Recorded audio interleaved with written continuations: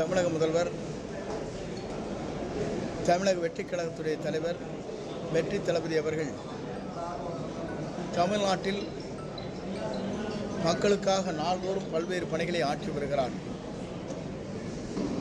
நாள்தோறும் புதிய திட்டங்களை அறிவித்து வருகிறார். அதன் அடிப்படையிலே தான் ஆலயங்களை பேணி காக்கின்ற வகையில் ஒருவேளை பூஜை நடைபெறுகிற ஆலயங்களாக இருக்கின்ற ஆலயங்களுக்கு அதற்கு தேவையான பூஜை பொருளுக்காக இன்று நிகழ்ச்சிகள் இங்கே நடைபெற்றுக் கொண்டிருக்கிறது. ஏறத்தாழ இந்த மாவட்டத்தில் 582 இடங்களிலே ஒருவேளை பூஜை நடைபெறாத ஆலயங்கள் அனைத்திற்கும் அன்று முதலமைச்சராக இருந்த அம்மா அவர்கள் அதற்கான ஒரு திட்டத்தை தீட்டி நிறைவேற்றினார்கள். அது தொடர்ந்து இன்றைக்கு நடைபெற்றுக் கொண்டிருக்கிறது. அதன் அடிப்படையிலே தான் ஆலயங்கள் பேணி காக்கப்பட வேண்டும். ஆலயங்களே வருகின்ற வருவாய்கள் சிந்தாமல் சிதறாமல் அந்த ஆலயங்களுக்கு சென்றடைதல் வேண்டும். ஆலய திருப்பணிகள் சிறப்பான நடைபெற வேண்டும் என்ற நோக்கத்தோடு தான் இந்த பணிகளை மாண்பு அம்மா அவர்கள் காலத்தில் முதலே துவக்கப்பட்ட திட்டமாக ஒருவேளை பூஜை செய்கின்ற அந்த பூஜை பொருட்கள் அனைத்தும் வழங்குகிற நிகழ்ச்சி அன்றைக்கு அவர் துவங்கி வைத்தார்கள். இது தொடர்ந்து நம்முடைய தமிழக வெற்றிக் கழகத்துடைய தலைவர் தளபதியுடைய தலைமையில் இன்று இந்த நிகழ்ச்சி சீரோடும் சிறப்போடும் எழுச்சியோடும் இன்றைக்கு நடைபெற்று கொண்டிருக்கிறது. ஏறத்தாழ 109 பேர்களுக்கு இந்த நிகழ்ச்சியில் இன்றைக்கு அந்த பொருட்கள் வழங்கப்பட்டிருக்கிறது. ஆலயத்தை பேணி காக்கிற ஒருவேளை பூஜை செய்கிற அந்த பூசாரிகள் என்று சொல்லப்படுகிற அந்த பணியாளர்களுக்காக உதவியாக இந்த பணிகள் இன்று நிறைவேற்றப்பட்டிருக்கிறது. ஆலயத்திலே வழிவிடுகின்ற அத்தனை பேருக்கும் அதன் மூலமாக அருள் கிடைக்கின்ற அளவிற்கு இந்த பணிகள் சீரோடும் சிறப்போடும் நம்முடைய மாவட்டத்தில் இன்று துவங்கப்பட்டிருக்கிறது என்பதை மகிழ்ச்சியோடு நான் தெரிவித்துக் கொள்கிறேன். சார், அத்திக்கடவு அவிநாசி திட்டத்தினுடைய 2ஆம் கட்ட அழகுங்க சார், அது இந்த வருகிற பட்ஜெட்டில் அறிவிப்பாங்க சார். அதை பற்றி ஆய்வுப் பணிகள் நடைபெற்றுக் கொண்டிருக்கிறது.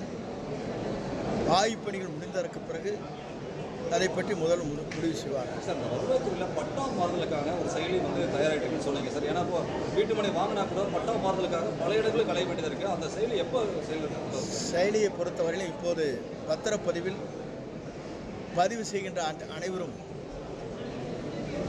வில்லங்கம் இல்லாமல் பாக பிரிவினை இல்லாமல் முழுமையாக பத்திரப்பதிவு செய்கிற போது அவருடைய குடும்பத்தாருக்கு சேர்ந்து நேரடியாகவே இதன் மூலமாக பயன்பெறுகின்ற ஒரு ஆணையை நேற்றைய முன்தினம் முதலமைச்சருடைய ஒப்புதலோடு நிறைவேற்றப்பட்டிருக்கிறது. அதற்கான கடிதங்கள் அனைத்து தொலைக்காட்சிகளுக்கும் பத்திரிகை நண்பர்களுக்கும் வழங்கப்பட்டிருக்கிறது. அப்படி வருகிற போது விரைவாக யாரிடத்திலும் அவர் அணுகாமல் பத்திரப்பதிவு செய்தவுடன் வட்டத்தின் துணை ஆட்சியரோ மற்றவரையோ அணுக தேவையில்லை. நேரடியாகவே அவர்களுக்கு கிடைக்கின்ற ஒரு புதிய திட்டத்தை மாற்றத்தை அதிலே உருவாக்கப்பட்டிருக்கிறது.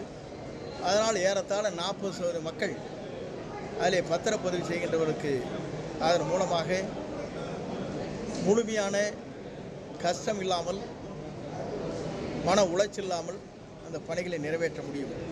தாவேகனுடைய தேர்தல் அறிக்கையிலைங்க சார், 40 ஆண்டு காலமாக புறம்போக்கில் குடியிருக்கிறவங்களுக்கு பட்டா வழங்கப்படும் சொல்லி தேர்தல் அறிக்கையில் வெளியிட்டிருந்தாங்க சார். அதில் பின்னணிப்போடு இருக்கிறவங்களுக்கு உடனடியாக பட்டா வழங்க நடவடிக்கை எடுக்கப்படும் சொல்லி தேர்தல் அறிக்கையில் வெளியிட்டிருந்தாங்க. பொதுவாக நத்த புறம்போக்கு வேறு இடத்திலே குடியிருப்பவர்கள் இதை ஆய்வுப் பணிகள் நாங்கள் மேற்கொண்டு வருகிறோம். முதலமைச்சருடைய அறிவுறுத்தின் பேரில் விரைந்து பட்டாக்கள் வழங்குவதற்காக இப்போது புதிதாக ஒரு மாற்றத்தை நாம் உருவாக்கி வருகிறோம். முழுமையாகவே வட்டாட்சியரே எல்லா பொறுப்பையும் ஏற்று பணியாற்ற வேண்டிய ஒரு நிலை இருக்கிறது. அதை மாற்றி அமைக்கலாம் என்பது துறையின் சார்பாக முதலமைச்சர் ஒப்புதலுக்காக நாங்கள் அனுப்பியிருக்கிறோம்.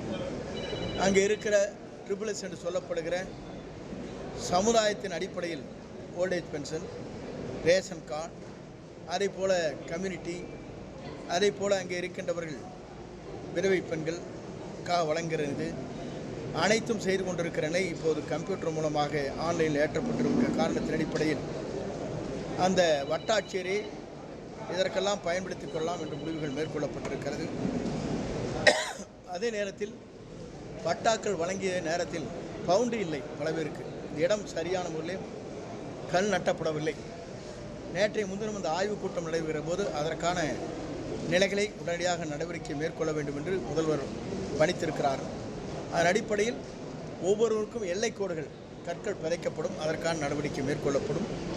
அதற்கு பிறகு அனைவருக்குமே இந்த பட்டா மாறுதல் செய்து வழங்குவதற்கு நடவடிக்கை மேற்கொள்ள இருக்கிறோம். சார், ஈரோடு மாவட்டத்தில் கைவிடப்பட்ட கல்குவாரிகள் சார் 20க்கும் மேற்பட்ட கல்குவாரிகள் வந்து ஒரு 100 மீட்டருக்கு மேலே தோண்டின கல்குவாரிகள் வந்து கைவிடப்பட்டு இப்போ சும்மா கிடக்குங்க சார். இதை சுற்றி வந்து வேலி அமைக்கணும்னு சொல்லிட்டு பொதுமக்கள் நீண்ட நாளாக ஒரு கோரிக்கை வச்சுட்டே இருக்காங்க சார். அந்த பக்கம் ஆடு மாடு போக முடியவில்லை, இருட்டில் ஜனங்க போனால் உள்ளே வந்துடுறாங்க சார். இதுக்கு வந்து பேரிடர் மேலாண்மை துறை வாரியத்தோட சார்பில் அந்த வேலி அமைக்கணும்னு சொல்லி கேட்குறாங்க. ஃபென்சிங் போடுவது என்பது ஒரு புதிய திட்டம். கல்கோரி பயன்படுத்தப்பட்டவர்கள் எப்படி அதை வைத்திருக்கிறார் என்பதை ஆய்வு செய்ய வேண்டும்.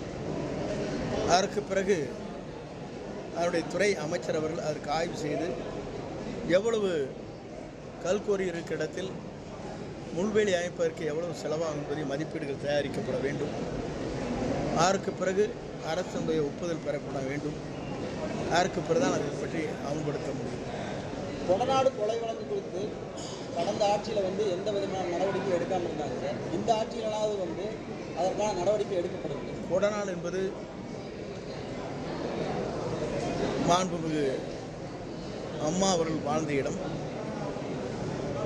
அதில் ஏற்பட்டிருக்கிற நிலைகளை திராவிட முன்னேற்றக் கழகம் பொறுப்பேற்ற உடனேயே எந்த பொறுப்பில் உயர் பொறுப்பில் யார் இருந்தாலும் இதிலே யார் அதிலே தவறு செய்திருந்தார் என்றால் உடனடியாக நடவடிக்கை மேற்கொள்ளப்படும் என்று அன்றைய முதலமைச்சர் சட்டமன்றத்திலே முழங்கினார். அதற்கு பிறகு அது 5 ஆண்டு காலம் உருண்டோடியதற்கு பிறகு இப்போது அந்த கேள்வியை கேட்கிறேன். அதை பற்றி முதல்வர் முடிவு செய்வார். தாவேக ஆட்சி இன்னும் 2 மாதங்களுக்கு கூட தாங்காது அப்படின்னு சொல்லிட்டு நேற்று அனிதா ராதாகிருஷ்ணன் வந்து சொல்லியிருக்காரு சார். அது இல்லாமல் அவர் வந்து அந்த எம்எல்ஏ பதவியை ராஜினாமா பண்ணிட்டு வந்து தாவேகால இணையணும்னு சொல்லி வற்புறுத்துறதாகவும் சொல்லி நேற்று ஒரு புகார் தெரிவிச்சிருக்காரு. இந்த இயக்கத்திற்கு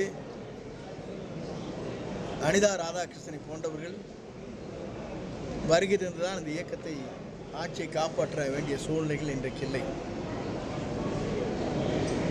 அவர் அவதூறாக பேசினார் என்பதற்காக உயர்நீதிமன்றத்தில் அவர்